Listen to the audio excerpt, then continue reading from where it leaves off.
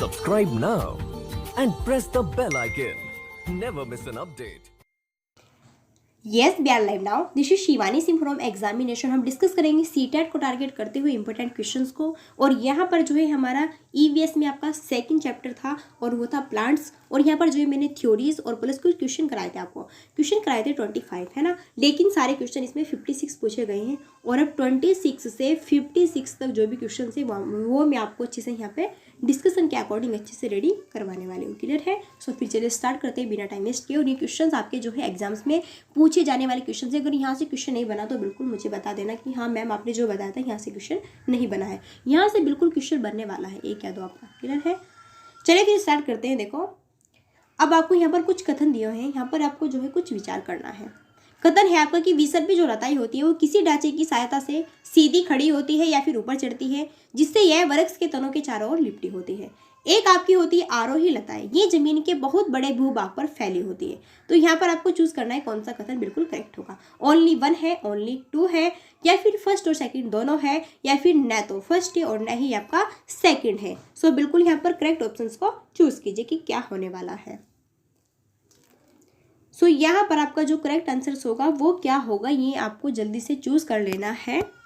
सो जो आपको विसर्पी लताएं है और जो ये आपकी आरोही लताएं हैं, ये मैंने आपको बहुत ही अच्छे से जो है थ्योरी के अकॉर्डिंग इनको डिस्कस भी किया हुआ है। अगर आपको थोड़ा भी पता है तो थ्योरी को जाके देख लेना। देखो इसमें कहा गया है कि जो विसर्पी लताएं हैं वो किसी ढांचे के अकॉर्डिंग ऊपर चढ़ती है, जबकि अगर हम यहाँ पर बात करें जो आपकी विसर्पी लताएं होती है ना, ये क्या होती है, ये लताएं आपकी जमीन के बहुत बड़े भूभाग पर फैली होती है। ये क्या जमीन के बहुत बड़े भूभाग पर फैली होती है। तो देखो यहाँ पर ये तो जो बिल्कुल है आपका रॉन्ग होने वाला है, क्योंकि ये आपकी किसी सहायता से ऊपर नहीं चढ़ती। जो ऊपर चढ़ती है वो होती है आपकी आरोही लताएं।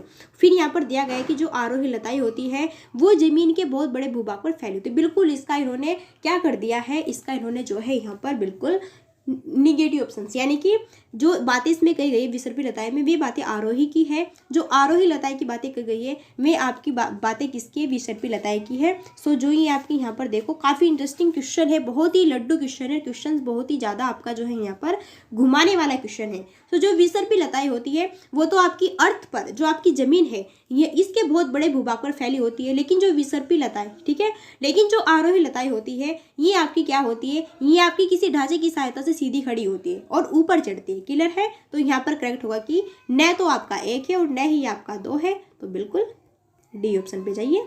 काफी घुमाने वाला क्वेश्चन है, जिस बंदे को नहीं पता है सो बिल्कुल क्या करेगा, लगाएगा कि फर्स्ट भी होगा सेकंड भी होगा और फिर क्वेश्चन का आंसर क्या होगा आपका वहां पर रॉन्ग होगा और फिर एक नंबर भी क्या होगा आपका कट होगा। तो ऐसे ही तो बच्चे फिर जो है एक दो नंबर से रह जाते हैं।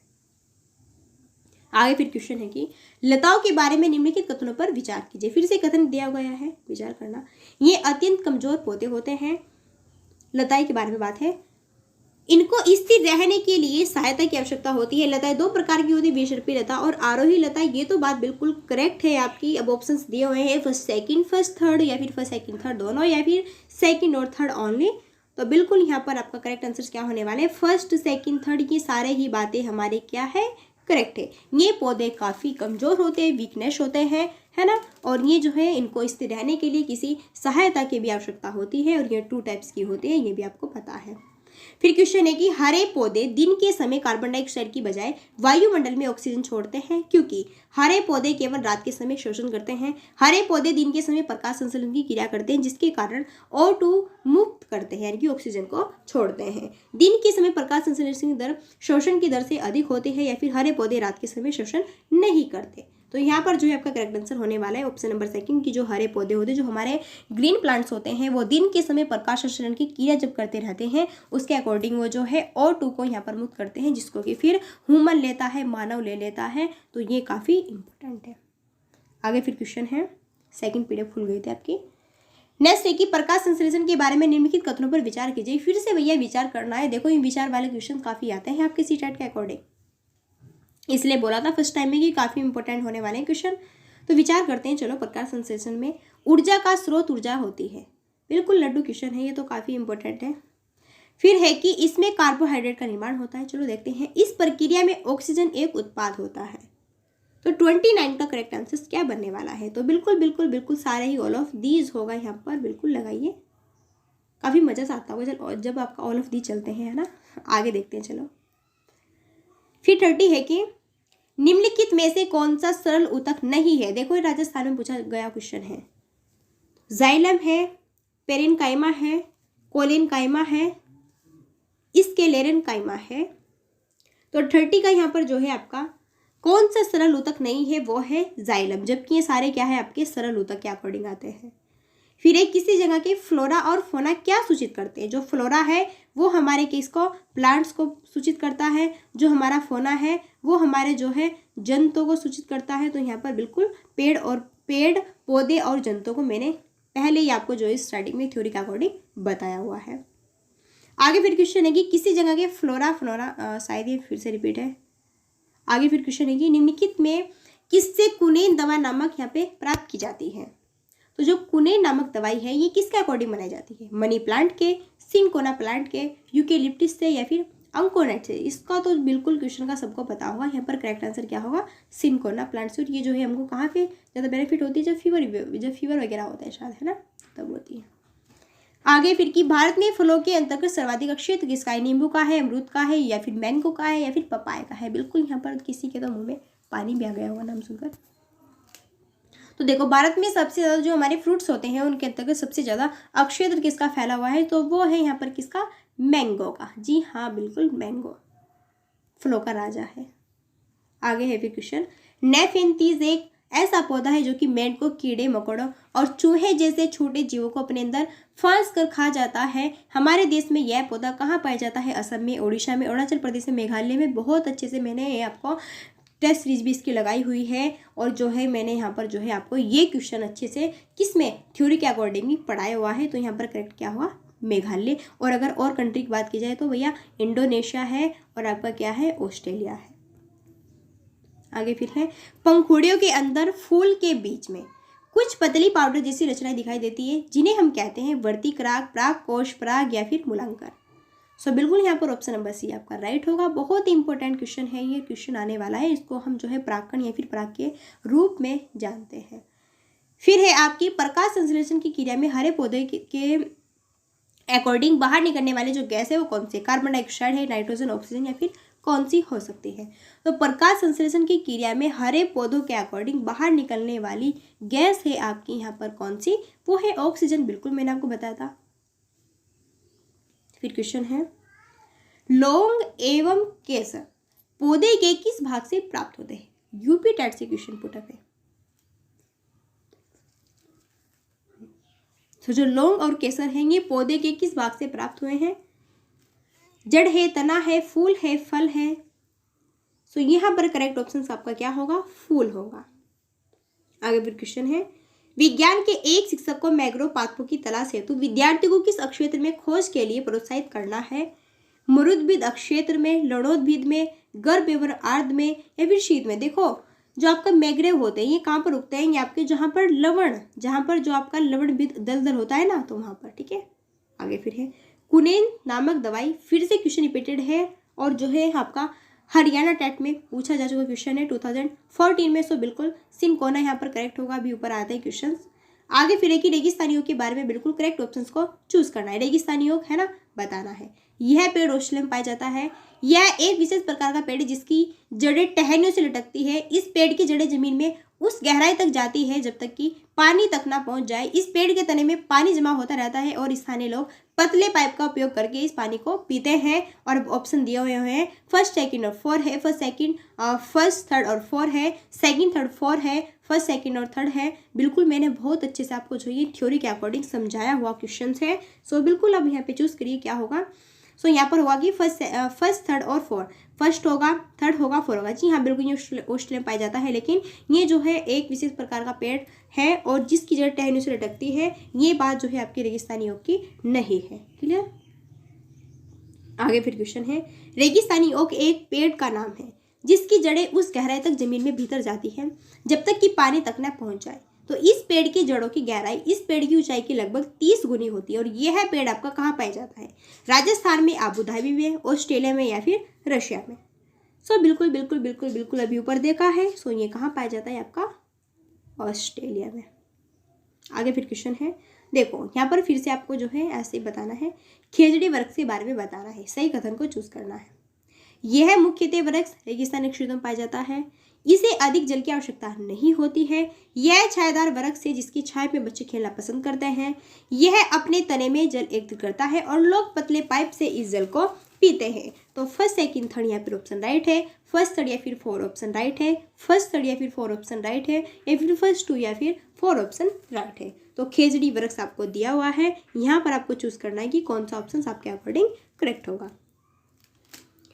अगर हम बात करें तो यहाँ पर जो है फर्स्ट सेकंड थर्ड, क्योंकि जो यह अपने तने में जल एकत्रित करता है और लोग पतले पाइप से इस जल को पीते हैं, ये खेजड़ी वृक्ष की बात नहीं है। ये भी मैंने आपको ऊपर रेगिस्तानी ओक के बारे में थी बातें, और ये मैंने आपको अच्छे से डिस्कशन किया हुआ है। देखो यहाँ पर रेगिस्तानी ओक है, ये बात यहाँ पर बोली गई है। क्लियर है? तो यही बात आपकी क्या है, यहाँ पर इनकरेक्ट हो जाएगी।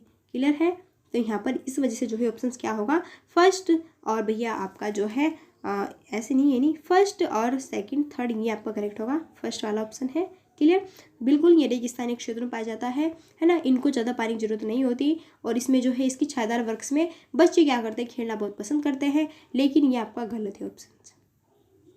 आगे फिर क्वेश्चन है कि बेटी कपास एक शंकर पौधा है, एक ट्रांसजेनिक पौधा है, एक नेचुरल पौधा है, एक औषधीय पौधा है।